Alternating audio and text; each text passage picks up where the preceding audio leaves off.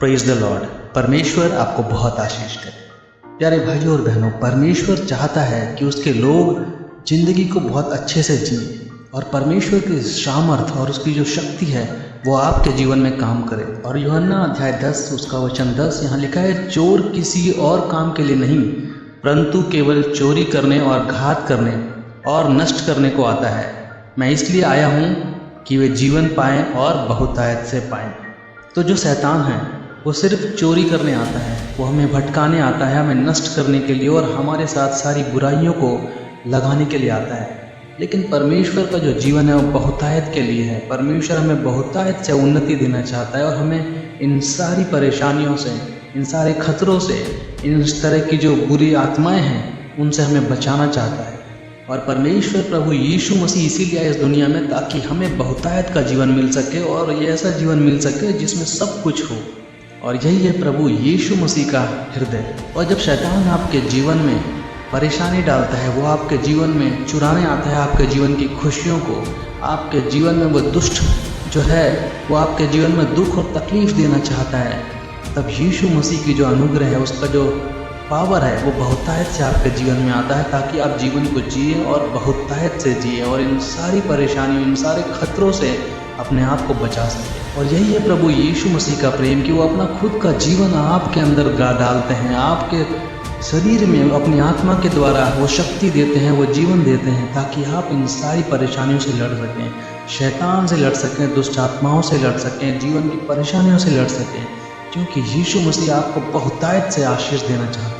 और एक तरफ जो शैतान है वो आपकी तरफ आग से जलते हुए तीर भेजता है ताकि वो आपको छल नहीं करें। दूसरी तरफ यीशु मसीह हैं जो आपको जीवन का दान देते रहते हैं लगातार, ताकि इस तरह के जो खतरे हैं उससे आप बचे रहें और इस तरह के जो शैतान के दुष्ट प्रभाव हैं वो आपके जीवन पे ना पड़े। और जैसा यूहन्ना के अध्याय 14 और 6 में प्रभु यीशु मसीह कहते हैं कि मैं ही जीवन हूँ, जैसे यीशु मसीह मरने के बाद भी फिर से पुनः जीवित हुए ताकि हमें भी वो उम्मीद दे सकें, क्योंकि प्रभु यीशु मसीह ही हैं जो हमें पुनर्जीवित कर सकते हैं, वो हमें जीवन दे सकते हैं, वो खुद जीवन है। आज अगर आपके जीवन में किसी भी तरह का खतरा चल रहा है, किसी भी तरह की परेशानी, शैतान आपके जीवन में घात करने के लिए आ रहा है, आपके जीवन से खुशियों को चुरा रहा है, आपके जीवन के आनंद को दूर कर रहा है आपसे, आपके जीवन की जो बढ़त है उसको रोक रहा है और आपके जीवन में जो कुछ भी है उसको दूर कर रहा है, तो याद रखिए कि प्रभु का अनुग्रह भी आपके साथ साथ है। आपको बस प्रभु के पास जाना है, प्रभु यीशु के पास जाना है और उसकी तरफ आपको देखना है और वो आपको इन सब से बचाएगा, अपना जीवन देगा, आपको इन सब परेशानियों से आपको निकाल लेगा। चाहे कुछ भी परेशानी हो आपके जीवन में, उसका जो रास्ता है, क्योंकि जीवन सिर्फ और सिर्फ यीशु के पास है और यीशु सदा के लिए जीवित है।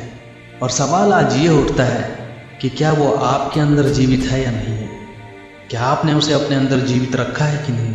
क्या आपने यीशु मसीह को मौका दे रखा है कि वो आपके अंदर उस तरह से जीवित हो सके कि आप भी जीवित हो सकें? या आपने उसे कहीं कोने में रख रखा है, या आपने उसे अपने ऊपर आने ही नहीं दिया है, आपने नहीं चाहा कि वो आपके जीवन में बदलाव ला सके? और ज़रूरत यह है कि हम हर दिन परमेश्वर से प्रार्थना करें कि प्रभु यीशु मसीह आप मेरे हृदय में आइए, अपने हृदय को आप खोलिए आज और इसी समय, कि आप मेरे हृदय में आइए और संसार की इन विपत्तियों से, संसार की इन बुराइयों से और संसार की इन सारी जो शैतान की योजना है उनसे मुझे आज़ाद कीजिए। और यीशु खुद आपके हृदय में आना चाहते हैं और यीशु आपको जीवित रखेंगे, क्योंकि वही आपका जीवन है।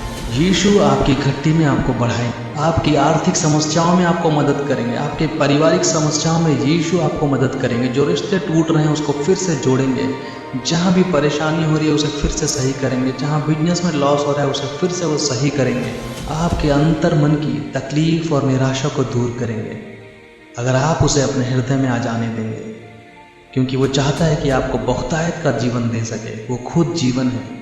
और अगर आपके जीवन में कोई पाप है, कोई गलती आपने की है, तो प्रभु यीशु से क्षमा मांगे और उसके उस पवित्र जीवन को ग्रहण कर सके और उस पर पूरा भरोसा करें, क्योंकि यीशु मसीह का वचन कहता है यूहन्ना अध्याय 3 के 16 में कि जो कोई भी यीशु मसीह पर विश्वास करेगा वो अनंत जीवन पाएगा और नाश नहीं होगा। और जब तक परमेश्वर प्रभु यीशु आपको अपने राज्य के आने तक, अपने राज्य में लेके नहीं जाता, तब तक वो आपकी रक्षा करेंगे, तब तक वो आपको संभाले रखेंगे। और इसलिए ज़रूरत यह है कि आपका जो हृदय है वो व्याकुल ना हो, आप डरे ना, परेशान ना हो। और यूहन्ना अध्याय 10 का वचन 10 कहता है कि प्रभु आपको बहुतायत का जीवन देना चाहते हैं और बहुतायत से आपको आशीष देंगे, और जो भी शैतान की योजना है उसे वो परास्त कर देंगे आपके जीवन से। और यीशु ही जो है वो जीवन की रोटी है। जब आप हर दिन उसके वचनों को पढ़ते हैं, प्रार्थनाएं करते हैं, तो दिन प्रतिदिन यीशु मसीह आपके अंदर बढ़ते जाते हैं और आपके अंदर जीवन बढ़ता जाता है। वो जीवन जो यीशु आपको देना चाहते हैं, उसकी आत्मिक शक्ति का जीवन, उसकी आत्मिक ज्ञान का जीवन। आपको स्वर्गदूत घेरे रहेंगे और आपकी रक्षा करेंगे, आपके परिवार की सुरक्षा करेंगे, आपके धन संपत्ति की सुरक्षा करेंगे, आपके रिश्तों को बचा के रखेंगे और आपके जीवन से हर एक विपत्ति, निराशा और दुख और तनाव कोसों दूर रहेगा। और पौलुस कहता है गलातियों की किताब अध्याय 2 के 20 में कि अब मैं अपने अंदर नहीं रहता, लेकिन यीशु मसीह जो है वो मेरे अंदर रहता है। मैं अब अपने लिए नहीं जीता, लेकिन यीशु के लिए जीता हूँ। और यीशु है वो जगत की रोटी है, यीशु जो है वो जगत की रोशनी है, और यीशु जो है वो जीवन है, और यीशु ही बहुतायत का जीवन है, और वो अनंत काल का जीवन है। और इन सब शक्तियों का, इन सारी आशीषों का स्वामी होकर भी वही वो परमेश्वर है जो आपके अंदर जीवित है, आपके अंदर निवास करता है। आइए प्रार्थना में आगे बढ़ते हैं। धन्यवाद प्यारे परमेश्वर इस समय के लिए। और प्रभु इस समय प्रार्थना करना चाहता हूँ कि अपना अनुग्रह हर एक भाई बहन पे दें प्रभु। इस समय हर एक भाई बहन, हर एक सुनने वाले भाई बहन को इस समय अपने अनुग्रह से भर दीजिए परमेश्वर। उनके जीवन में वो दया दीजिए परमेश्वर। उनके जीवन में अपनी पवित्र आत्मा दीजिए, ताकि वो हर दिन प्रार्थना में ये बोल सके कि यीशु अब मैं नहीं, लेकिन आप मेरे अंदर रह रहे हैं, आप मेरे जीवन को चला रहे हैं, और आपकी उपस्थिति के लिए मैं अपना हृदय खोलता हूँ और अपने हृदय में आपको आने देता हूँ। परमेश्वर हर एक भाई बहन को ऐसी आत्मा दीजिए और मदद कीजिए परमेश्वर कि उनके जीवन से हर एक दुष्ट की योजनाएं दूर हो सकें, शैतान की हर एक योजनाएं दूर हो सकें। वो जो चोरी करने आता है उस चोरी से परमेश्वर उन लोगों को बचाइए, हर एक को परमेश्वर प्रभु दया कीजिए, क्योंकि आप ही हैं जो जीवन की ज्योति हैं, आप ही हैं जो जीवन का जल है, आप ही वो प्रभु हैं जो अनंत जीवन है और बहुतायत का जीवन है। आप वो प्रभु हैं जो इस जगत की रोशनी है। प्रभु इसी समय अपने लोगों पर दया कीजिए, प्रभु मदद कीजिए हर एक को इस समय जो इस समय दुखों से गुजर रहे हैं, उनके जीवन में विपत्तियां हैं, दुश्मन के सामने खड़े हैं और उन्हें परेशान कर रहे हैं। प्रभु आप अपने शक्तिशाली सामर्थी हाथों से उनके जीवन में परमेश्वर विजय दिलवाइए। मदद कीजिए हर एक भाई बहन को कि वो खुशी और आनंद का जीवन जी सके, परिवारों में शांति रहे और प्रेम रहे। जो लोग बीमार हैं परमेश्वर उनके शरीर को चंगाई दीजिए आज और इसी समय यीशु के पवित्र नाम से। हर एक के शरीर को परमेश्वर आप छूइए अपनी पवित्र आत्मा से कि वो पूरी तरह से चंगाई पा सके। हर एक भाई बहन आपकी जय जयकार कर सके, उनके जीवन से दुख और परेशानी और निराशा और तनाव और अशांति दूर हो सके, और आपकी शक्ति और सामर्थ्य के द्वारा उनके जीवन में प्रेम, दया आ सके, प्रेम आ सके, आनंद आ सके, शांति आ सके, और उनके परिवार लगातार एकता में बढ़े। परमेश्वर उन बच्चों पर भी दया कीजिए जो लोग इस समय पढ़ाई कर रहे हैं, जो बच्चे इस समय परमेश्वर बीमार हैं, उन सब पर दया कीजिए कि वो सही रास्ते पे चलें, बुरी संगति से बचे रहें, सुरक्षित रहें और स्वस्थ रहें। प्रभु हर एक पे प्रभु दया कीजिए। उन लोगों पर भी दया कीजिए जन भाई बहनों को जो इस समय बहुत दुखी हैं परमेश्वर, उनका हृदय छलनी हो गया है प्रभु, और उनके दुख को सिर्फ आप ही समझ सकते हैं और आप ही जानते हैं। प्रभु उन्हें आज़ाद कीजिए अपनी पवित्र शक्ति के द्वारा, प्रभु अपने अनंत जीवन के द्वारा आज और इसी समय उनकी हर इच्छा को पूरा कीजिए।